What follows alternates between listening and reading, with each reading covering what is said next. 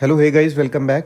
देखिए, हमने नाइन्थ की जो एनसीईआरटी है उसके जो चैप्टर्स है सारे, वो उसका जिस्ट भी मैंने टेलीग्राम के जो हमारा चैनल है उस पर डाल दिया, और जो वीडियोस है वो आपने देख ही ली हैं। ठीक है, तो अभी क्लास टेंथ की एनसीईआरटी का जो जिस्ट है उसके साथ हम जो फर्स्ट चैप्टर है हमारा, जिसका नाम है डेवलपमेंट, इसको स्टार्ट कर रहे हैं। और इसमें देखते हैं कौन कौन सी इंपॉर्टेंट चीज़ है जो हमारे पेपर पॉइंट ऑफ व्यू से इंपॉर्टेंट है। ठीक है, तो देखिए, सबसे पहली जो यहाँ पे टर्म आती है चैप्टर 1 में, क्लास 10। और मैं जो अगर कोई नया व्यूअर है तो मैं बता दूं कि ये जो चैप्टर्स है या फिर जो एनसीईआरटी का जिस्ट है, ये इंपॉर्टेंट रहेगा फॉर दी सिविल सर्विसेज। ठीक है जी, और भी जो कॉम्पिटिटिव एग्जाम्स हैं उनके लिए ये बड़ा इंपॉर्टेंट रहेगा। तो इसमें सबसे पहली क्या चीज़ आती है, एवरेज इनकम और पर कैपिटा इनकम एक टर्म आती है, और इसके बारे में हमें पता होना चाहिए, बड़ा इंपॉर्टेंट है। देखिए, एवरेज इनकम या पर कैपिटा इनकम होती क्या है। देखिए, सबसे पहली चीज़ तो total income of the country. अब सपोज करते हैं, एक एग्जांपल लेते हैं हम कि 100 रुपीज़ अगर किसी मतलब एक एग्जांपल है ये। ठीक है, तो इसको हमने क्या करना होता है, टोटल जो जितनी भी पॉपुलेशन है उससे डिवाइड कर लेते हैं। तो टोटल पॉपुलेशन हम मान के चलते हैं कि चलो लगा लो कि 20 टोटल पॉपुलेशन है, तो ये आ गया 5 रुपीज़। ठीक है, तो मतलब क्या हो गया कि एक बंदे के पास हर एक एवरेज हमने इनकम निकाली। किसी के पास ज़्यादा भी हो सकता है, किसी के पास कम भी हो सकता है। तो हमने एवरेज इनकम निकाला कि 5 रुपीज़ तो सबके पास हो गई, तो वो क्या हो गया, पर कैपिटा इनकम के एक बंदे के पास 5 रुपये तो है ही। ठीक है जी, अब जो पर कैपिटा इनकम है, आपने याद रखना है, इसको हम डॉलर्स में कैलकुलेट करते हैं। उस चीज़ का रीज़न क्या है, ताकि हम जो पूरा वर्ल्ड है उसको मतलब एक दूसरे की जो कंट्रीज़ हैं उनके साथ कंपेयर कर पाएँ। तो पर कैपिटा इनकम को हम डॉलर्स में क्या करते हैं, कैलकुलेट करते हैं। तो आगे देखते हैं, ये जो चीज़ है कि इसमें हम बात करें जीडीपी पर कैपिटा या फिर जो भी ये चीज़ है, तो इसमें एक चीज़ आप देखोगे, जीडीपी कर पर कैपिटा यहाँ पे लिख रखा है। तो 2019-20 की अगर हम बात करें तो इसमें ये चीज़ आपको हाईएस्ट दिखेगी, 1,51,760। ठीक है जी, और 2020-21 में ये हो गया 145,679। ठीक है, तो आपने इस चीज़ को याद रखना है। और इसमें दो चीज़ें आपको दिख रही होंगी, दो चीज़ें यहाँ पे लिखी हुई हैं। एक तो होता है करंट प्राइस और एक होता है अपना 2011-12 प्राइजेस। ठीक है, अब अगर किसी चीज़ को हमने रजे बेस माना हुआ है, हम उस चीज़ को बोलते हैं कांस्टेंट प्राइजेस। ठीक, हम उसको बोलते हैं कांस्टेंट प्राइजेस, जिसमें हम इन्फ्लेशन है जो हम इन्फ्लेशन है उसको क्या करते हैं, एडजस्ट करते हैं, मतलब बाहर निकाल देते हैं। तो ये क्या हो गया, कांस्टेंट प्राइस, लेकिन ये क्या हो गया, करंट प्राइस। इसी वजह से आपने देखा होगा कि बिकॉज ये करंट प्राइसेस पे चल रहा है, यहाँ पे सेम ईयर में 1,51,000 है, और लेकिन यहाँ पे सेम ईयर में क्या है, 108,645। ठीक, तो इसमें क्या हो गया, कांस्टेंट प्राइस, ये क्या हो गया, करंट प्राइस। तो आपने इस चीज़ को याद रखना है कि पर कैपिटा इनकम इस चीज़ को होती है। अगर कोई, ठीक है, चलो इतनी ज़्यादा डिटेल में तो नहीं करना होता, लेकिन अगर कोई आपसे पूछता है कि भाई नेगेटिव पॉइंट बताइए, किस चीज़ का negative point, per capita income का, तो सबसे बड़ा जो नेगेटिव पॉइंट है वो एक नेगेटिव पॉइंट ये है राजे, सबसे इंपॉर्टेंट नेगेटिव पॉइंट, सबसे बड़ा नेगेटिव पॉइंट जो देखने को मिलता है कि हमें यार रियल टर्म्स में जो इनकम है वो नहीं पता चलती। रियल टर्म्स में जो इनकम है लोगों की वो नहीं पता चलती। हाउ, अब सपोज कर लो यहाँ पे हमने 5 बंदों को रखा कि भाई ए बी सी डी और ई। ठीक है जी, तो ये 2 4 1 5, तो 5 लोगों को हम मान के चलते हैं। लेकिन हम क्या करते हैं कि हमारी मतलब क्या हो गया, 5 होगी पॉपुलेशन। तो हमें पर कैपिटा इनकम निकालने के लिए और क्या चाहिए, टोटल इनकम चाहिए, है ना। तो हम ये मान लेते हैं कि जो ए है वो कमाता है 20 रुपीज़, जो बी है 2, और ये जो सी है वो कुछ कमा रहा है 1 रुपये। ठीक है जी, फिर जो डी है वो भी कुछ क्या कर रहा है, वो 1 रुपये कमा रहा है। ठीक है जी, तो इसको जो ई है वो 6 रुपीज़ कमा रहा है। तो ये लोग इतना अर्न कर रहे हैं, तो हम क्या कर सकते हैं, इसको कैलकुलेट करेंगे तो 30 रुपीज़ बन गया, 30 रुपीज़ अपॉन 5। तो हम बोल देंगे कि भाई हर एक बंदा 6 रुपीज़ कमा रहा है। लेकिन आप देखिए, ये 20, ये 2, ये 1, ये 1, ये 6, तो हमें रियल टर्म्स में तो पता नहीं चल रहा कि इन इक्वालिटी कितनी है। ठीक है जी, पर कैपिटा इनकम से इनइक्वालिटी को हम नहीं बोल सकते। हमने तो ऑन एन एवरेज सबको ये बोल दिया कि भाई इतने लोग हैं जो वो इतने पैसे कमा रहे हैं। ठीक है, तो इस चीज़ का एक नेगेटिव पॉइंट होता है। फिर नंबर 2 राजे, ये हमने ऑलरेडी डिस्कस भी किया, इन्फेंट मोर्टेलिटी रेट। तो आपको मैंने पहले भी बताया था, आपने याद रखना है कि number of children that die. ठीक है। जो भी बच्चे हैं अगर वो 1 साल के मतलब उनकी जो एज है 1 साल से पहले पहले जब उनका जन्म हुआ उस टाइम पीरियड में 1 साल के अंदर अंदर अगर उनकी डेथ हो जाए तो हम उनको उस चीज़ में हम बोलते हैं इन्फेंट मोर्टेलिटी रेट, और इसको हम बोलते हैं 1000 live children born in that particular year. अब अगर हम बात करें इन्फेंट मोर्टेलिटी रेट के डेटा की, तो 2009 में ये जो डेटा था 1000 है ना, हमने ऊपर भी देखा, तो 1000 के पीछे 50 जो बच्चा है वो क्या होता था। हम बात करते हैं पूरे इंडिया, ऑल ओवर इंडिया की मैं बात कर रहा हूँ, तो 2009 में जो बच्चा है वो 50 जो बच्चे इन्फेंट मोर्टेलिटी रेट के अंदर आ रहे थे, ये भी हम एवरेज लेके चल रहे हैं। और 2014 में अगर हम डेटा देखें तो वो 39 हुआ, और फिर इंडिया का अगर मैं बात करूँ 2019 में वो हो गया 30, ठीक है। और इसमें अगर हम बात करते हैं कि जो इन्फेंट मोर्टेलिटी रेट है कि कहाँ पे अगर 2019 का डेटा देखोगे तो एमपी में ये जो इन्फेंट मोर्टेलिटी रेट है वो ज़्यादा थी। ऑब्वियसली इंप्रूव हो रहा है लेकिन इतना ज़्यादा खास इंप्रूवमेंट नहीं देखने को मिल रहा, तो आपने इस चीज़ को याद रखना है। आगे चलते हैं जी। नेक्स्ट जो टर्म आती है वो आती है literacy rate. It's extremely important term. Literacy rate होता क्या है कि जो लिटरेट पॉपुलेशन है और 7 और उसके अबव एज ग्रुप में, उसके साथ हम प्रपोर्शन में उसको मेजर करते हैं। लेकिन इसमें बड़ा ही इंपॉर्टेंट एक फैक्ट है कि डिड यू नो करके एक जो चीज़ कई बार एनसीईआरटी में भी डाली होती है, मैंने बाहर से उठाया, तो इसमें क्या है कि जो इंडिया की एवरेज लिटरेसी रेट है वो है 77.7%। मे बी ये डेटा थोड़ा बहुत चेंज होता रहता है क्योंकि ये कई बार पुराना डेटा भी हो सकता है, ठीक है। तो ये एनएसओ ने बताया है, नेशनल स्टैटिस्टिकल ऑफिस ने। और अगर हम बात करें जो केरला है उसमें फीमेल लिटरेसी रेट है वो हाईएस्ट है, तकरीबन 95.2% है। और राजस्थान में जो है ये वर्स्ट है, 57.6% of its female community being educated, ठीक है जी। तो इस चीज़ को आपने राजी याद रखना है लिटरेसी रेट में, literate population in 7 and above age group, ठीक। अगली टर्म की तरफ चलते हैं, नेट अटेंडेंस रेशो की हम बात करेंगे। नेट अटेंडेंस रेशो क्या होती है, इसमें हम जो बात करते हैं, आपने जो चीज़ मेनली याद रखनी है नेट अटेंडेंस रेशो में 6 to 10, ठीक है जी। 6 to 10 जो ईयर्स का एज ग्रुप है अगर वो जा रहे हैं, अब सपोज कर लो 6 से 10 साल के एज ग्रुप में एक तो बच्चे वो हो जाएंगे जो स्कूल जा रहे हैं, ठीक है जी, एक तो वो हो गए जो स्कूल जा रहे हैं, और दूसरे बच्चे वो हो जाएंगे जो टोटल नंबर ऑफ चिल्ड्रन, ठीक है, इसी एज ग्रुप में टोटल नंबर ऑफ चिल्ड्रन और दूसरे जो स्कूल जा रहे हैं, तो उनका जो प्रपोर्शन होएगा, जो रेशियो बनेगी, हम उसको बोलते हैं नेट अटेंडेंस रेशियो, ठीक है जी। आगे चलते हैं, नंबर 5 ह्यूमन डेवलपमेंट रिपोर्ट, ठीक। अगर आप मतलब एक अच्छे चीज़ों को सुनोगे या फिर अच्छे कोर्स वगैरह पढ़ोगे तो वहाँ पे लिखा रहता है जो मतलब ट्रू गोल्ड है, जो असली गोल्ड है, वो आपकी तिजोरियों में नहीं पड़ा, आपने बंद नहीं करके रखा हुआ बैंक्स में अपने घरों के अंदर। जो आपका ट्रू गोल्ड है वो क्या होता है, आपके ह्यूमन रिसोर्सेज। ये चैप्टर अजय हमने पहले किए हैं, मतलब ये टर्म्स मैं पहले यूज़ कर चुके हैं, कहाँ पे, 9th की एनसीईआरटी में, ठीक है जी। तो ह्यूमन रिसोर्सेज, मैं बार बार बोलता हूँ कि जो ट्रू गोल्ड है हमारे ह्यूमन रिसोर्सेज हैं, अगर उनको हम अच्छे वे से एजुकेशन होगी या फिर उनकी डेवलपमेंट कर पाए तब, ठीक है। तो ह्यूमन डेवलपमेंट रिपोर्ट कौन करता है, यूएनडीपी करता है। ये कंपेयर करता है दूसरी कंट्रीज को based on the education level of the people, their health status, per capita income. ये क्वेश्चन पूछा जा चुका है, तो आपने तीनों चीज़ों को याद रखना है। नंबर 1 इसमें एजुकेशन आता है, नंबर 2 इसमें हेल्थ आता है, और नंबर 3 इसमें क्या आता है, आपने याद रखना है पर कैपिटा इनकम, जो हमने ऊपर किया था, ठीक है जी। तो इस चीज़ को आप याद रखिएगा। 2021 की ये देखिए जो रिपोर्ट है उसमें बोला high inequality and low growth in the Latin America and the Caribbean islands, ठीक है। और ये करता कौन है, UNDP, United Nation Development Programme. अब आगे देखते हैं, इसके लिए कुछ इम्पॉर्टेंट जो मुझे लगा कि आपको पता होना चाहिए कि इंडिया का जो रैंक है ह्यूमन डेवलपमेंट इंडेक्स में फॉर 2019 वो क्या था, 131 अमंग 189 कंट्रीज। मतलब जो हमारी ह्यूमन रिसोर्सेज की डेवलपमेंट है वो बहुत ज़्यादा अच्छी नहीं है एज़ कंपैरिजन टू, मैं हमेशा बात कर रहा हूँ कंपैरिजन में, as comparison to other countries में भी अच्छी हो, ठीक है। तो ये बताया किसने, according to the HDR 2020 report जो कि यूएनडीपी करता है, ये हमने हमने ऊपर ही पढ़ा।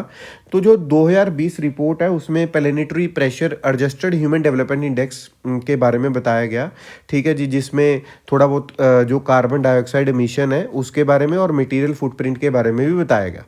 अब ये होता क्या है, मतलब कार्बन डाइऑक्साइड एमिशन क्या होती है, ऑब्वियसली जो CO2 हम एमिट करते हैं उसके बारे में भी इसमें मतलब उनको बताया गया, थोड़ा सतर्क किया कि भाई क्या चीज़ होनी चाहिए क्या चीज़ नहीं होनी चाहिए। ये जो इंडेसिस है ये कुछ और भी पार्ट ऑफ द रिपोर्ट इसमें आता है। नंबर 1 इसमें आता है राजे, inequality adjusted human development index IHDI, ठीक है, IHDI ये चीज़ आती है। नंबर 2 इसमें आता है जेंडर डेवलपमेंट इंडेक्स। ये जो रिपोर्ट हमने देखी है इसमें अदर इंडिसेस कौन से आते हैं, number 1 inequality adjusted human development index, number 2 gender development index and number 3 is the gender inequality index GII, ठीक है। और lastly multidimensional poverty index. ये तो 3-4 चीज़ें रजे वे already I have discussed in the 9th class के जो भी हमने सीरीज चलाई हुई है, आप उसको देखोगे आपको थोड़ा थोड़ा सा एक पर्सपेक्टिव मिलना स्टार्ट हो जाएगा, ठीक है जी। आगे चलते हैं। नंबर 6 जो चीज़ आती है हमारे पास जो चैप्टर 1 है क्लास 10th की NCERT का, लाइफ एक्सपेक्टेंसी एट बर्थ। ये भी हमने मतलब आप लगा के चलिए कि किया हुआ है, और ये इसके नाम से जैसे यहाँ पे भी लिखा हुआ है कि इसके नाम से पता चलता है कि average expected length of life, ठीक है जी, at the time of birth of a person at the time of birth, तो हम उसको बोलते हैं life expectancy at the birth. ये रिलेशन के साथ आप एक बार देखोगे ना 9th की NCERT की वीडियोस भी, तो आपको ज़्यादा रिलेटेबल लगेंगी ये चीज़ें। फिर आगे आता है राजे, देखो एक तो हमने किया था ना अटेंडेंस रेशो, लेकिन एक आता है gross enrolment ratio. This is extremely important. Attendance ratio में हमने देखा था 6 to 10 वाला, है ना, लेकिन ग्रोस एनरोलमेंट में क्या रहता है राजे, प्राइमरी का भी आएगा, नंबर 1 प्राइमरी, नंबर 2 इसमें सेकेंडरी स्कूल का भी, और नंबर 3 राजे इसमें हायर एजुकेशन का भी आएगा, ठीक है जी। तो 3 level means enrolment ratio for primary, secondary and higher education beyond secondary school. Clear हो गया बात, डन, ठीक है जी। तो आगे चलते हैं। नेक्स्ट जो रजे आता है, देखिए क्लास 10th का जो चैप्टर 1 है वो इतना ही है, और उसमें से जो भी इंपॉर्टेंट चीज़ें थी विद इमेजेस मैंने निकालने की पूरी कोशिश किया। तो क्लास 10 का जो चैप्टर 2 है उसका नाम है sectors of the Indian economy. So अभी क्या करना है आपने, जो 9th क्लास की हमने वीडियो बनाई हुई है आप उसको एक बार देखोगे, आपको वहाँ पे डिफरेंट सेक्टर्स देखने को मिलेंगे, where I have discussed primary, secondary sector, tertiary sector, quaternary sector as well as the quinary sector, ठीक है। तो आपने इस चीज़ को पक्का देखना है, ठीक है जी। लेकिन इसकी सबसे इम्पॉर्टेंट पहली जो इम्पॉर्टेंट चीज़ आती है वो क्या है, why are the only final goods and services counted. जो इंटरमीडिएट गुड्स हैं उनको काउंट क्यों नहीं किया जाता, एज कंपैरिजन हम हमेशा फाइनल गुड्स या सर्विसेज को ही काउंट करते हैं। अभी एक एग्जांपल पहले समझिएगा, इंटरमीडिएट गुड्स कौन से होंगे और फाइनल गुड्स कौन से होंगे। देखिए यहाँ पे अगर हम बात करें शुगर, ये बटर हो गया या फिर ये फ्लोर हो गया, तो ये क्या है राजे, इंटरमीडिएट गुड्स हैं bought by cup cake shop, ठीक है। कोई शॉप है तो कप केक बनाने की शॉप है, उन्होंने ये चीज़ें खरीदी तो वो बनाना चाह रहे हैं, तो अभी इन चीज़ों को, ये एक्स भी हो गए ना, यहाँ पे इन चीज़ों को मिला के इन्होंने क्या बना दिया, कप केक्स बना दिए। तो ये क्या हो गया, फाइनल गुड क्या निकल के आता है हमारे पास, कप केक्स आता है। तो the cost of the intermediate goods is included in the cost of the final goods. ये देखिएगा कि $0.25, 0.50, 0.25, 0.50, तो इनको सबको मिला के जो भी उस बंदे ने प्रॉफिट लेना था यहाँ पे इंक्लूड कर दिया। अब आगे देखते हैं, अभी इसको पढ़ने का बड़ा आपको फ़ायदा होएगा। देखिएगा जैसे गुड्स हो गए, जैसे वीट हो गया, वीट फ्लोर हो गया, है ना, these are the examples of intermediate goods which we have already discussed in this picture. So intermediate goods होते क्या है, ये प्रोड्यूस करने के लिए यूज़ किए जाते हैं कि जो हमने फाइनल गुड्स या फिर सर्विसेज को क्या करना होता है, प्रोड्यूस करना होता है, ठीक है जी। तो इसमें अगर हम बात करें जो वैल्यू है फाइनल गुड की, ऑब्वियसली कि वो ऑलरेडी इंक्लूड कर देता है हर एक value of the intermediate goods को, ठीक है। सो होता क्या है, जो वैल्यू होएगी फाइनल गुड्स की और सर्विसेज की, हर एक सेक्टर में जो बनी हुई है और एक पर्टिकुलर ईयर में उसकी total production of the sector for that year, ठीक है। तो that's why we are counting only final goods and services. Why? Because के जो इंटरमीडिएट गुड्स हैं वो फाइनल गुड्स में उसका जो प्राइस है वो हम ऑलरेडी क्या कर देते हैं, काउंट कर लेते हैं, ठीक है। तो चैप्टर 2 क्लास 10th की एनसीईआरटी का ये तो हो गया पहली चीज। नंबर 2 आती है जीडीपी, ग्रॉस डोमेस्टिक प्रोडक्ट। अभी हमने ऊपर देखो सेक्टर, यहाँ पे तो 3 सेक्टर लिखा है लेकिन हमने बात किया था 4-5 सेक्टर का। तो जो भी चीज़ें, ठीक है, जो भी चीज़ें सम ऑफ प्रोडक्शन इन 3 सेक्टर, जो भी उसका पैसा बना है मेरी कंट्री में, मैं उसको बोलता हूँ जीडीपी, ग्रोस डोमेस्टिक प्रोडक्ट, ठीक है। ये देखिएगा ये जीडीपी होगी हमारी। तो इसमें होता क्या है, all final goods and services. Obviously क्यों, क्योंकि इंटरमीडिएट का पैसा भी मैंने कहाँ पे लगा दिया, इंटरमीडिएट गुड्स का पैसा भी मैं फाइनल गुड्स और सर्विसेज में काउंट करता हूँ। अब एक एग्जांपल लेते हैं जी, तो इसकी एग्जांपल बड़ी इंपॉर्टेंट है। एक सी एग्जांपल लेते हैं कि कोई भी चीज़, ठीक है, ये हमारी कंट्री, तो कोई भी चीज़ अगर मेरी कंट्री के अंदर डोमेस्टिक, देखिए जीडीपी प्रोडक्ट में हम लेके चलते हैं गुड्स प्लस सर्विसेज को, ठीक है जी। डोमेस्टिक में हम मानते हैं टेरिटरी, हमारी खुद की टेरिटरी, और ग्रॉस का मतलब टोटल। टोटल आपकी टेरिटरी में कोई भी गुड और सर्विसेज अगर प्रोड्यूस हुआ है तो मैं उसको काउंट करूंगा किसमें, जीडीपी में, ग्रोस डोमेस्टिक प्रोडक्ट में, ठीक है जी। अभी के लिए फिलहाल अगर क्लास 10th की एनसीईआरटी के हिसाब से देखें तो इतना ही बहुत है। बाकी इसका जो मेथड्स हैं काउंट करने के, क्या क्या मेथड हैं क्या क्या नहीं है, वो मैं आपको बताता रहूँगा, ठीक है, आगे जब हम एडवांस लेवल करेंगे। अभी एडवांस लेवल को भी क्या बचा है, 11th और 12th की एनसीईआरटी है, वो खत्म होती ही हम वो करना स्टार्ट कर देंगे, ठीक है। अभी देखिएगा नंबर 3 नरेगा 2005। देखिए ये होता क्या है कि एक हमें चीज़ आती है 2005 में जिसका नाम था national rural employment guarantee act. ये आता क्यों है, क्योंकि सुप्रीम कोर्ट ने बोल दिया था राइट टू वर्क, ठीक है जी, राइट टू वर्क को इम्प्लीमेंट करो। तो सेंट्रल गवर्नमेंट ने क्या किया कि अनएम्प्लॉयमेंट को देखते हुए तो उनको बोला कि नरेगा 2005 के अंदर कि जो भी लोगों के पास एम्प्लॉयमेंट नहीं है, जो लोगों के पास एम्प्लॉयमेंट नहीं है और वो रूरल एरिया में रह रहे हैं, तो उनको क्या करना पड़ेगा, रजिस्टर करना पड़ेगा। अगर तो with in 10 to 15 days job मिलती है फिर तो ठीक है, अदरवाइज उनको कुछ भी एक मतलब फंड मिलना स्टार्ट हो जाएगा, ठीक है। तो अभी क्या होगा, अगर किसी को जॉब मिलती है तो उनको गारंटीड 100 डेज ऑफ एम्प्लॉयमेंट मिलेगी in a year by the government. और एक चीज़ मैं आपको बता दूं, इसमें जो एम्प्लॉयमेंट मिलेगी 100 डेज की किसी भी बंदे को, वो अनस्किल्ड होंगे चलेगा, ठीक है, अनस्किल्ड लेबर को ही ये दी जाएगी। तो अगर गवर्नमेंट, मैंने आपको पहले बताया, अगर गवर्नमेंट फेल होती है अपनी ड्यूटी से ये 100 डेज वाली एम्प्लॉयमेंट से, तो उसको अनएम्प्लॉयमेंट अलाउंसेस दिए जाएंगे, कुछ ना कुछ पैसे, यही मैंने जो आपको चीज़ बताई। तो नरेगा 2005, ठीक है, जिसको एमजी नरेगा भी बोलते हैं, Mahatma Gandhi national rural employment guarantee act 2005। अब आगे देखिएगा नंबर 4 पब्लिक सेक्टर की अगर हम बात करें, पब्लिक सेक्टर क्या होता है, ऑब्वियसली हमने पहले भी 9th की एनसीईआरटी में देखा था। पब्लिक सेक्टर अजय मतलब जिसमें मोस्ट ऑफ द एसेट, मतलब मैक्सिमम जो एसेट है वो गवर्नमेंट ने अगर लिए हुए हैं तो मैं उसको बोलता हूँ पब्लिक सेक्टर। अभी रेलवे हो गया, पोस्ट ऑफिस हो गया, ये किस चीज़ की एग्जांपल है, पब्लिक सेक्टर की एग्जांपल है, ठीक है। तो जो अभी एक चीज़ आपने याद रखनी है कि जो पब्लिक सेक्टर है उसका मेन पर्पस पैसे कमाना नहीं होता, मतलब प्रॉफिट अर्न करना नहीं होता, उसका मेन पर्पस होता है कि एक सर्विस देना, ठीक है, लोगों को सर्विस देना।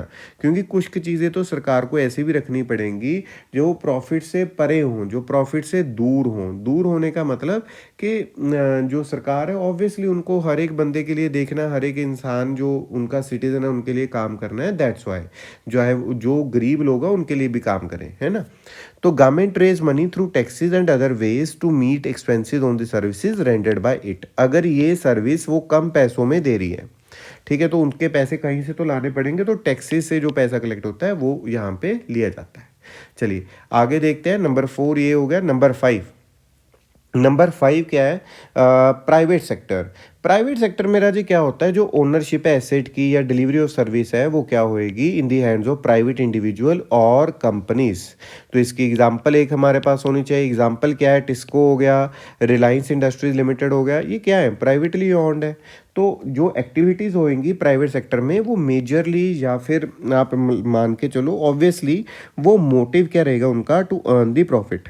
तो आपको एक एग्जांपल याद रखना है। एग्जांपल क्या है, अगर मैं रेलवेज़ की बात करूं तो वहाँ पे आपने देखा होगा कि जो टिकट का फेयर है वो कुछ 5 रुपीज़ 10 रुपीज़ इतना रहता है। लेकिन वही अगर रेलवे अकेला प्राइवेट कोई भी चलाने स्टार्ट कर दे तो वो प्राइस कम से कम मिनिमम 150-200 होना चाहिए। तो ऑब्वियसली ये प्रॉफिट के लिए काम नहीं कर रहा पब्लिक सेक्टर, लेकिन प्राइवेट सेक्टर ऑब्वियसली प्रॉफिट के लिए ही काम करेगा। देखिए हमने 10th की क्लास की एनसीईआरटी के 2 चैप्टर कवर किए हैं और यही इंपॉर्टेंट टर्म्स थी दोनों चैप्टर्स में। अभी आगे आने वाले चैप्टर थोड़े से और एडवांस होते जाएंगे। तो आप हमारा जो चैनल है वो सब्सक्राइब कर सकते हैं, और अगर अच्छा लगे तो भाई शेयर कर सकते हैं वीडियो। टेलीग्राम का लिंक ये है और यूट्यूब चैनल का लिंक ये है, इसके ज़रिए आप हमें फॉलो कर सकते हैं। So thank you so much, we will be meeting in the next video.